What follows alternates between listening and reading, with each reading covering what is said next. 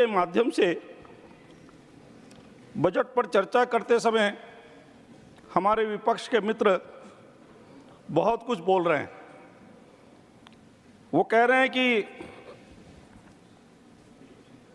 ये कुर्सी बचाओ बजट है। मैं उनसे पूछना चाहता हूं कि 2014 में जब माननीय मोदी जी के नेतृत्व में सरकार बनी तब भी वो एनडीए की सरकार थी।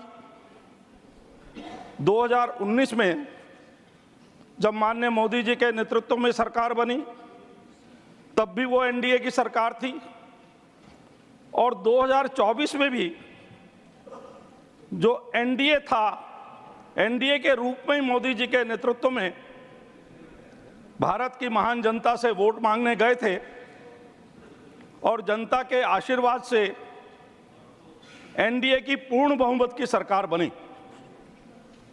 पर जो तीन बार चुनाव में लोगों का समर्थन प्राप्त करने में असफल रहे, विभिन्न प्रकार की बैसाखी और गठबंधन लेकर गए, अनेक प्रकार के गुमराह करने वाले नैरेटिव्स जनता के बीच में उन्होंने रखे। कभी कहा 400 आ गए तो संविधान बदल देंगे, कभी कहा आरक्षण खत्म कर देंगे, और ये तब कहा कि जब उनका इतिहास ये बताने वाला है कि संविधान का सर्वाधिक दुरुपयोग अगर किसी ने किया, संविधान के साथ सर्वाधिक खिलवाड़ किसी ने किया तो वो कांग्रेस पार्टी ने किया। वो प्रथम प्रधानमंत्री पंडित जवाहरलाल नेहरू से लेकर आपात स्थिति में श्रीमती इंदिरा गांधी, उसके बाद श्री राजीव गांधी और उसके बाद के जो यूपीए की सरकार रही, हर सरकार में कुर्सी बचाने के लिए हमने संविधान के साथ खिलवाड़ होते हुए देखा है, जिसमें पूरा बहुमत मिल रहा है। प्री पोल अलाइनमेंट है एनडीए का, फिर भी कहा जा रहा है कि बैसाखी है। कमिटमेंट के साथ गए और कमिटमेंट के साथ हमको समर्थन मिला है। और मैं उत्तराखंड से आता हूं,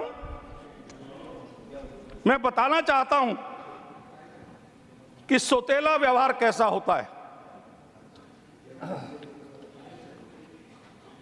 माननीय चेयरपर्सन, बड़ी आंदोलन के बाद उत्तराखंड राज्य बना और कांग्रेस के मित्र, कांग्रेस के बड़े नेता कहते थे कि हमारी लाश पर उत्तराखंड बनेगा। उत्तराखंड बना, विपरीत परिस्थितियों में भी स्वर्गीय श्री अटल बिहारी वाजपेयी जी ने हमको उत्तराखंड दिया और आज नरेंद्र मोदी जी के नेतृत्व में डबल इंजन की सरकार वहां विकास कर रही है। उत्तराखंड देवभूमि है। उत्तराखंड के विकास के लिए भी बहुत कुछ इस बजट में हमको मिला है। उसके लिए मैं माननीय प्रधानमंत्री जी और अपने वित्त मंत्री जी का धन्यवाद करना चाहता हूं।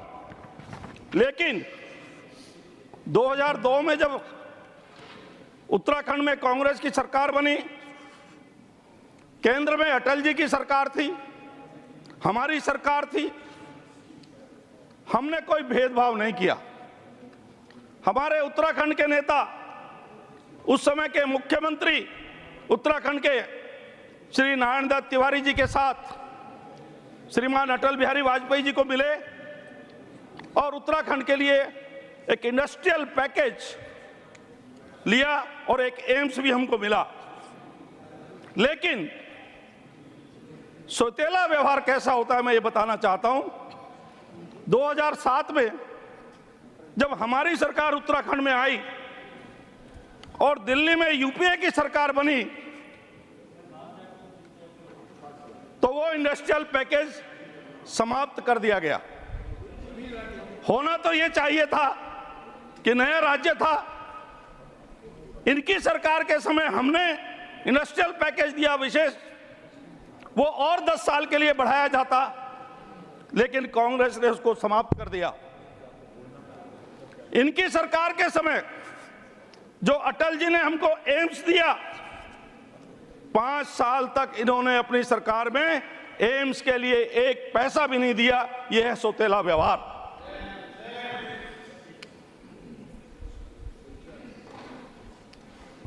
मैं बताना चाहता हूं कि किस प्रकार से इस बजट के माध्यम से सर्वांगीण विकास होगा, क्योंकि हम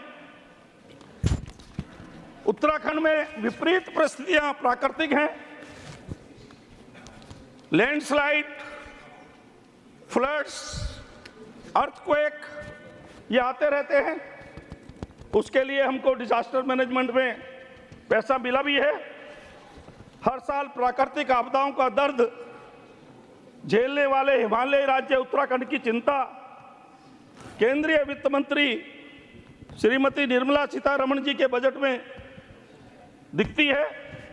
बजट भाषण में वित्त मंत्री ने उत्तराखंड में बादल फटने और भूस्खलन से होने वाले नुकसान की भरपाई करने के लिए केंद्रीय सहायता देने का जिक्र किया है। ऋषिकेश कर्णप्रयाग रेल लाइन का काम 2026 तक पूरा हो जाएगा। वहीं प्रदेश में 4 नई परियोजनाओं को भी गति मिलेगी। उत्तराखंड को इस बार रेल बजट से विभिन्न परियोजनाओं के लिए 5,131 करोड़ का बजट मिलेगा।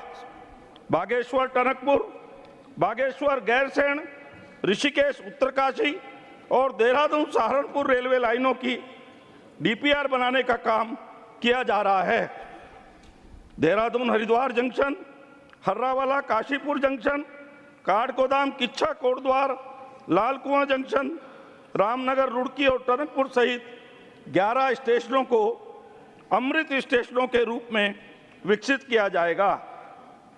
वर्ष 2009-14 में केंद्र में संपर्क सरकार के कार्यकाल में उत्तराखंड को रेल बजट के रूप में सालाना केवल 187 करोड़ रुपए मिलते थे।